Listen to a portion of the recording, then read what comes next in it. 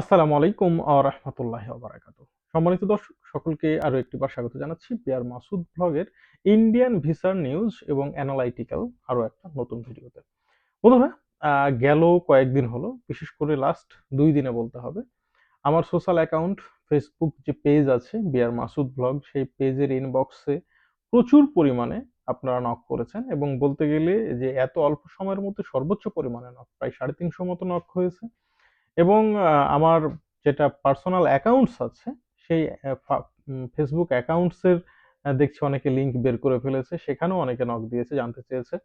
সবারই একই প্রশ্ন। হোয়াটসঅ্যাপে সবার একই প্রশ্ন যে আসলে ইন্ডিয়ান ভিসা কি চালু আছে কিনা? তারা আবেদন করতে পারবে কিনা? স্লট পাবে কিনা? বা এই সমস্যার সমাধানটা কবে হবে? কি ধরনের সমস্যা?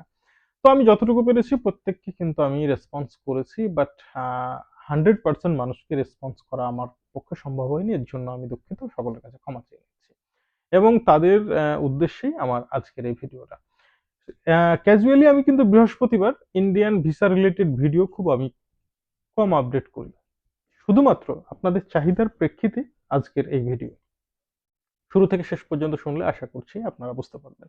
আপনারা জানেন যে রিসেন্টলি বাংলাদেশে একজন যুব নেতা শরীফ ওসমান হাদীকে হত্যা করা হয়েছে এবং এই হত্যার সাথে কে বা কারা জড়িত মোটামুটি একটা আমরা আইডিয়াও পেয়েছি এবং খুনিকেও শনাক্ত করা হয়েছে। তবে এই ঘটনার পরে যে খবর, মানে এক কথায় বলতে হবে খবরটা কার মাধ্যমে এসেছে সেটা এখনো ক্লিয়ার হওয়া যায়নি। তবে এই ধরনের খবর রটে যায় যে হাদীর খুনি কয়েক ঘন্টার মধ্যেই ময়মনসিংহের বর্ডার দিয়ে পার হয়ে ভারত চলে যায়। যদিও বা খবরটা ছিল সন্দেহজনক। তো এই খবরের পরে বাংলাদেশের কিছু জনতা উত্তেজিত হয়ে বাংলাদেশে ঢাকায় অবস্থিত ভারতীয় হাই কমিশনের দিকে একটি প্রতিবাদ মিছিল বের করে। যদিও বা কোনো হামলা করা তাদের উদ্দেশ্য ছিল না বা কোনো প্রকার সংঘর্ষ তাদের উদ্দেশ্য ছিল না। শুধুমাত্র এই ঘটনাকে কেন্দ্র করে তাৎক্ষণিকভাবে ভারতীয় হাই কমিশন কর্তৃক যতগুলো আইভ্যাক আছে তার মধ্যে তো একমাত্র ৪-৫টা চালু ছিল, সেগুলোকে অনির্দিষ্টকালের জন্য বন্ধ করে দেওয়া হয়। এবং এটা গত বুধবারে বন্ধ করে দেওয়া হলে পরের দিন বৃহস্পতিবার আবার এটা পুনরায় চালুও হয়ে যায়। কিন্তু চালু হয়ে গেলেও সমস্যা থেকে যায় স্লটে। অর্থাৎ সারাদিনে হয়তো একটা দুটো স্লট দিয়েছে এবং সার্ভার এতটাই ডাউন করে দিয়েছে, আমি আবারও বলছি সার্ভার এতটাই ডাউন করে দিয়েছে যে নর্মালি একটা স্লট কেউ যদি পায় সে হচ্ছে বলতে হবে যে এক কথায় চাঁদ কপালে। মানে রাত ১১টা ১২টা পর্যন্ত অপেক্ষা করেও এজেন্সির লোকেরা একটা স্লট ধরতে পারছে না।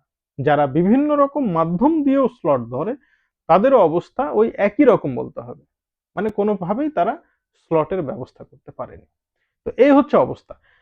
এরপরে কি হলো? এরপরে হাদী যখন মারা গেল, হাদীর মৃত্যুর খবর শুনে আবারও কিন্তু সারা দেশে বিশাল একটা গণজাগরণ সৃষ্টি হলো। আ চট্টগ্রামে চট্টগ্রামে অবস্থিত সাব হাই কমিশনের দিকে একটা মিছিল আবারও যায় এবং সাব হাই কমিশনার বাসার অভিমুখে একটা প্রতিবাদ মিছিল গিয়েছিল। কিন্তু সাব হাই কমিশনারের বাসা পর্যন্ত সেটা পৌঁছাতে পারেনি। সেটা আরো কয়েকশো গজ আগে সেটাকে পুলিশ ছত্রভঙ্গ করে দেয়। আবার চট্টগ্রাম হাই কমিশনে হামলা হয়েছে, এই মানে এই রকম একটা খবর ইন্ডিয়ান অনেক মিডিয়াতে ভাইরাল হয় এবং অনেক সোশ্যাল ইনফ্লুয়েন্সার যারা আছে তারাও এই ধরনের খবর ভাইরাল করে ফেলে। এর ফলে হয় কি, ভারতের মানুষের মধ্যেও টানা একটা ক্ষোভের জন্ম হয় যে ভারতের হাই কমিশন অর্থাৎ চট্টগ্রামে অবস্থিত সাব হাই কমিশনে নাকি হামলা হয়েছে। আসলে ঘটনাটা এমন ছিলই না। আমি বর্তমানে চট্টগ্রামে আছি এবং হাই কমিশনের খুব কাছাকাছি আমার বাসা। সেখানে থেকে আমি মানে বাস্তব কথা যেটা সেটাই বলছি যে শুধুমাত্র সাব হাই কমিশনারের বাসভবন লক্ষ্য করে একটা মিছিল যাচ্ছিল, তবে সেই মিছিল হাই কমিশনারের বাসভবনে যাওয়ারও কয়েকশো গজ আগেই সেটাকে আটকে দেওয়া হয় এবং ছত্রভঙ্গ করা হয়। পরবর্তীতে দেখা যায় কিছু ইট পাটকেলের ঘটনা, যেটাকে বলা হয় যে এটা নাকি হাই কমিশনারের বাসায় ছোড়া হয়েছে। এই ঘটনাটা ভুল। এই ইট পাটকেল গুলো মারা হয়েছিল পুলিশের দিকে। যদিও বা এটা খুব একটা বেশি সময় না, হয়তো ২-১ মিনিট, এবং আশেপাশে থাকা দোকানগুলোর শাটার গেটে এটা বাড়ি লেগে একটা আওয়াজ আসে। এটাকে প্রমাণ করা হয় যে এটা হচ্ছে চট্টগ্রামের যে সাব হাই কমিশনার তার বাসাতে এটা হামলা হয়েছে। কিন্তু পরবর্তীতে এটাও নিউজে আসে যে না, চট্টগ্রামের যে সাব হাই কমিশনার আছে উনার মানে বাসাতে হামলা তো দূরের কথা, তিনি আবার পরবর্তীতে নিরাপত্তা দেখে, মানে নিরাপত্তার আস্তরণে যে তাকে নিরাপত্তা দেওয়া হয়েছে, এতে তিনি সন্তোষও প্রকাশ করেন। এখন দেখুন, এই ঘটনাটাকে কেন্দ্র করে দিল্লিতে অবস্থিত বাংলাদেশি হাই কমিশনে কিন্তু মানে হামলার ঘটনা ঘটে যায়। এবং যেটা আমরা জানতে পারি ইন্ডিয়ান মিডিয়া থেকে, যে ১৯ জনকে গ্রেফতার করা হয় দিল্লি থেকে। কয়েকজন উগ্র হিন্দুত্ববাদী তারা হামলা করে বাংলাদেশি সাব হাই কমিশনে, সরি সাব হাই কমিশন না, হাই কমিশনে। এরপরে কিন্তু বাংলাদেশের পররাষ্ট্র যিনি উপদেষ্টা আছেন তিনিও কিন্তু একটা বিবৃতি দেন, প্রতিবাদ জানান। এর পরিপ্রেক্ষিতে দেখা যাচ্ছে ভারতীয় হাই কমিশনকেও বাংলাদেশ থেকে, বাংলাদেশ সরকারের পক্ষ থেকে তলব করা হয়। আবার বাংলাদেশি হাই কমিশন যেটা ভারতে অবস্থিত আছে, সেই হাই কমিশনারকেও ভারত সরকার বা ভারতের পররাষ্ট্র মন্ত্রণালয় তলব করে। এরপরে আবার যেটা হলো লাস্ট, কলকাতায় অবস্থিত বাংলাদেশি সাব হাই কমিশনে আবারও হামলা করতে যায় আরএসএস এবং বজরং হিন্দু দল যারা আছে, বিজেপির এই সমস্ত লোকগুলো আবারও হামলা করতে যায়।